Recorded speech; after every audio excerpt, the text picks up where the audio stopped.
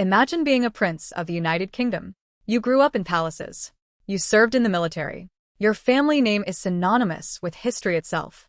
Now, imagine waking up to find the entire world isn't bowing, they're laughing. Not a polite chuckle. A full-blown, primetime roast. For years, Harry and Meghan operated under an unspoken Hollywood rule. Don't poke the Sussexes, or you'd be labeled a bully. But then the wind changed. The victim narrative they'd so carefully constructed began to crack. And the celebrities who once protected them suddenly found their voices. It started with a joke about a 90s sitcom character. But it ended with the most dramatic brand collapse in modern history. The dam broke on one of the biggest stages in late-night television. Jimmy Kimmel, a man who typically stays well within Hollywood's social boundaries, went where no one else had dared. When Harry's memoirs Spare shattered records as the fastest-selling nonfiction book ever, Kimmel didn't offer polite applause. He told a global audience that Harry looked like the actor who played Screech from Saved by the Bell. It was a kill shot. In one sentence, a Prince of the Blood was rebranded as the awkward, goofy sidekick nobody wanted to be. This wasn't just a jab, it was a permission slip. Kimmel had signaled to the entire industry that the Sussexes' protected status was officially over. But Kimmel was merely the opening act. For the exact moment Hollywood's A-list turned its back, look no further than the 2024 Golden Globes. Joe Coy took the stage as host. Most of his jokes landed in silence, but one hit like a lead pipe. He looked out at a room full of elite actors and producers and said that Harry and Meghan were being paid millions by Netflix for doing absolutely nothing. The cameras panned across the audience, and you could see it written on their faces. The sympathy was gone. The brave rebels fighting a racist institution had become the ultimate Hollywood grifters, people who took the money and the fame, but couldn't deliver the goods. As stinging as the award show jokes were, nothing compared to the cultural nuke dropped by the creators of South Park. They didn't sprinkle in a few jabs. They dedicated an entire episode to the Prince and Princess of Canada on their worldwide privacy tour. It was a masterpiece of satire. The episode showed the couple traveling the globe with megaphones, screaming about privacy, while demanding everyone watch them. It exposed the glaring contradiction at the heart of their brand. You cannot beg to be left alone while simultaneously releasing a 6-part Netflix documentary and a 400-page tell-all memoir. For millions of viewers, this was the Emperor has no clothes moment. If South Park was mocking you, the persecuted victim narrative was officially dead. The fallout was so intense that rumors swirled for weeks that Meghan was blindsided and devastated by the parody. Reports even surfaced that their legal team was exploring ways to sue the show. But in Hollywood, suing a satire program is the fastest way to prove the satire was right. It revealed a stunning lack of self-awareness and a thin skin that only invited harder mockery. They had become the couple that couldn't take a joke. In the world of entertainment, that is the kiss of death. People began asking the obvious question: if the UK's media was so toxic that they fled for their safety, why were they now attempting to control the American press with the same ferocity? That narrative took yet another hit in May 2023, when the Sussexes described what they called a near-catastrophic car chase through the streets of New York City. Their PR team released a statement claiming they'd been pursued by highly aggressive paparazzi for over 2 hours, with immediate, chilling comparisons drawn to the late Princess Diana. For a few hours, the world held its breath.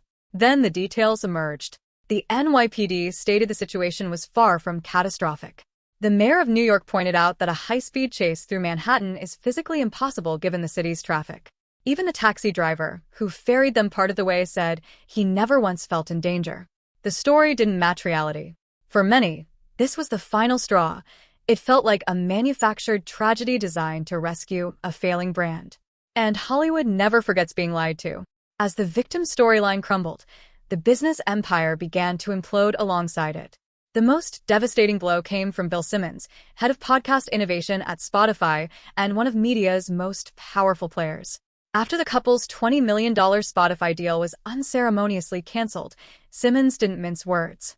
On his own podcast, he called Harry and Meghan outright grifters.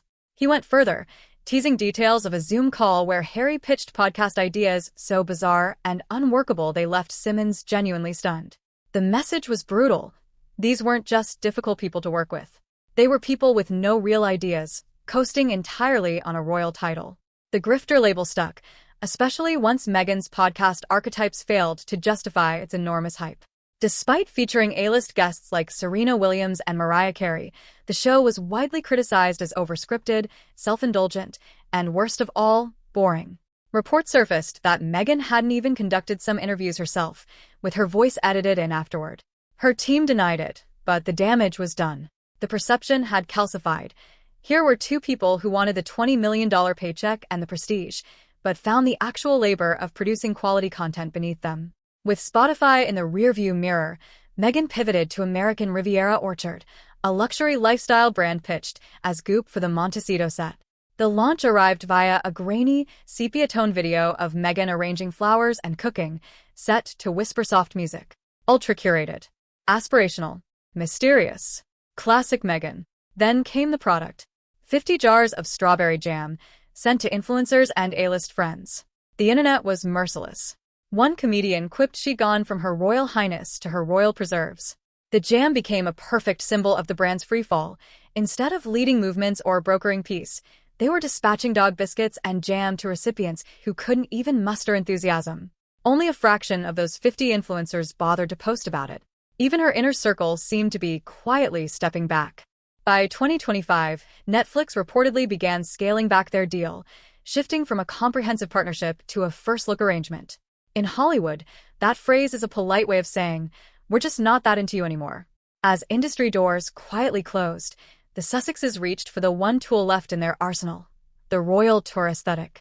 In 2024, they embarked on high-profile trips to Nigeria and Colombia. To a casual observer, it resembled an official royal visit, dignitaries, greetings, wall-to-wall media coverage. But critics were swift. These were faux royal tours. They were performing the role of working royals without representing the crown or the British government in any capacity. One royal commentator noted they were now forced to travel to scandal-ridden nations just to be received as thought leaders because neither the US nor the UK was taking them seriously anymore. They were playing dress-up in crowns they'd voluntarily discarded, while continuing to trash the institution that built them. The hypocrisy reached peak absurdity in Colombia, a country with serious security challenges, and there was Meghan, surrounded by an enormous security detail. The very thing they had so publicly complained about being forced to fund back in Britain. They arrived preaching digital safety and empowerment. But the public wasn't listening to the message. They were too busy questioning the motive. Was this for a Netflix documentary? A PR resurrection? Or simply a desperate attempt to feel relevant again? The faux tours felt like a bid to recapture the magic of their 2018 wedding glow. But the world had moved on. The Sussex sparkle had curdled into Sussex exhaustion. Perhaps the most chilling chapter of the saga is the systematic erasure of their critics. Spitting Image, the legendary British satire show famous for its savage puppet parodies, had created a series called With Love, Meghan.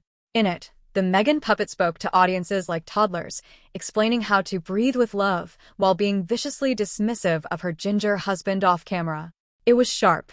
It was surgical. And then it simply vanished, wiped from YouTube following reports of legal pressure. This was no isolated incident. The Sussex's legal and PR machine has reportedly worked overtime scrubbing negative content and intimidating creators. But in the internet age, you cannot delete a joke. The Spitting Image erasure only sent the parodies viral through other channels and reinforced exactly what critics had been saying all along. They wanted to appear authentic and vulnerable, but strictly on their own terms. Step outside those terms, and you received a cease and desist. That litigious instinct alienated them from the very Hollywood creative community, where self-awareness and the ability to laugh at yourself are considered sacred. As 2026 arrived, the data told an unmistakable story. According to Ranker's Most Disliked Celebrities list for 2025, Meghan claimed the top position, not just a British tabloid verdict, but a crowdsourced global one. They had achieved the one thing no celebrity ever wants. They had become exhausting. People were done with the constant rebranding, the endless, untold stories that all sounded remarkably identical, and every new launch being met with a collective eye roll. They had fallen into the overexposure trap, every move read as a calculated PR stunt rather than a genuine attempt at good. Even their own footage became a liability. In their Netflix documentary, Meghan reenacts meeting the Queen, performing a theatrical, exaggerated curtsy, while Harry watches with visible discomfort. To Meghan, it was a charming fish-out-of-water anecdote. To the rest of the world, it looked like mockery of a 96-year-old woman and the very culture she had claimed to cherish. It was a tone-deaf moment that perfectly encapsulated their broader failure. They mistook disrespect for relatability. They mistook complaining for vulnerability. The real tragedy of the Harry and Meghan story isn't that they left the royal family. It's that they still haven't figured out who they are without it. They spent years dismantling the institution, only to discover their entire Hollywood value was built on their connection to that same institution. Strip away the palaces, the titles, and the history, and they were just another Montecito couple trying to get a podcast off the ground. And in a town full of genuinely talented, hardworking people, being a prince only carries you so far before someone asks, "What else can you do?" The Hollywood turn now appears complete. The A-listers have stopped showing up. The late-night hosts have stopped defending them. The public has stopped believing them. They exist in a state of celebrity limbo, stranded between a life they burned down and a future they cannot quite build. They had every ingredient to become the ultimate global power couple, a bridge between the old world and the new. Instead, they traded it all for a worldwide privacy tour that turned out to be anything but private. As for what comes next, rumors of a quiet professional separation have been circulating for months, with Harry retreating to his Invictus work and Meghan struggling to keep the lifestyle brand breathing. But without the force of two, the brand feels more fragile than ever, and the silence from Hollywood grows louder by the day. They are the cautionary tale of the modern era, a living reminder that fame is not the same as respect, and that you cannot build a future by endlessly relitigating the past. They wanted to tell their truth, but they forgot the world has a truth of its own. And right now, that truth is simple. The victim act has run its course. Whether it's the 50 jars of jam, the near-catastrophic car chase, or the grifter label that refuses to wash off, the story of Harry and Meghan in Hollywood is a masterclass in how to lose a room. They had the entire world in the palm of their hands in 2018.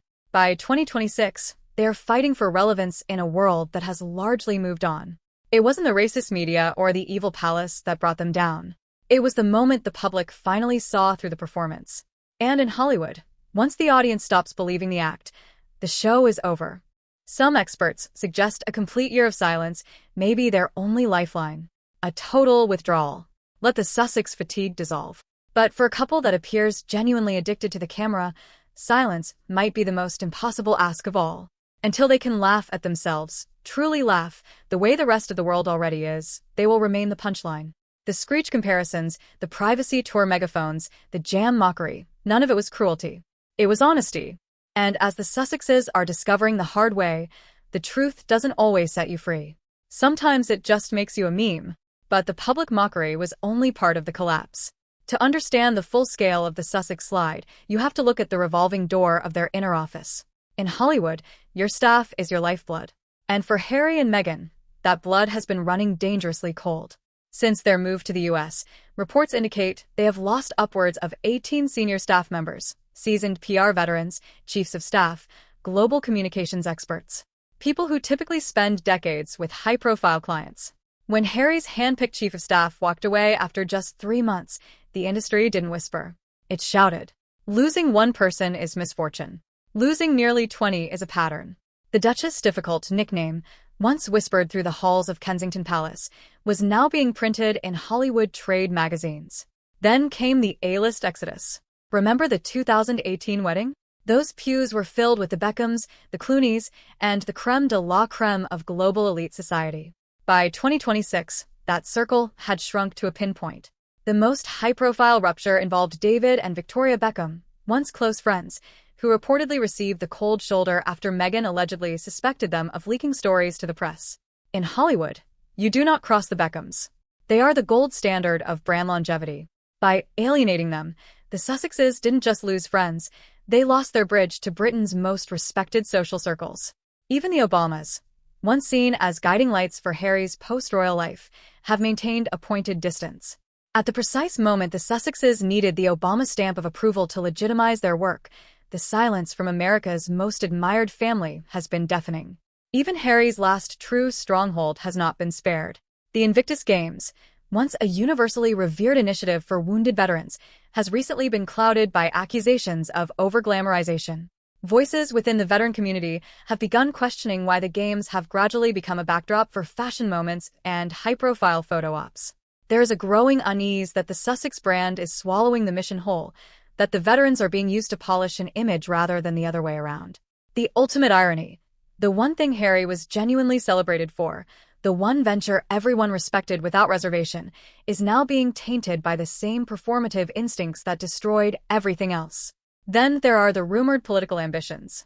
For a time, Meghan was floated as a bold new voice for the Democratic Party, articulate, globally recognized, and undeniably compelling. But as the controversy stacked up and the grifter label calcified, that door appears to have slammed shut. Political insiders have reportedly concluded that the Sussex baggage is simply too heavy for any serious campaign. Politics demands the ability to absorb a roast. And as the South Park fallout made painfully clear, thin skin is a liability no campaign manager wants anywhere near a ballot. They wanted to be the new Kennedys. They became the warning label. As the curtain falls on this chapter, the reality is stark. They came to America to write their own story, and forgot that in the land of the free, everyone else gets to write about it too. They traded the gilded cage of royalty for the glass house of Hollywood. And the stones are coming from every direction. The jam. The staff walkouts. The parodies that refuse to die. The message has never been clearer. You cannot purchase respect with a title. You cannot force an audience to believe a performance that feels manufactured. The worldwide privacy tour has finally reached its destination, a place where the cameras are still rolling, but the applause stopped long ago. The only question that remains is whether Harry and Meghan can survive the silence that's coming, and whether, this time, they'll finally have the courage to sit in it.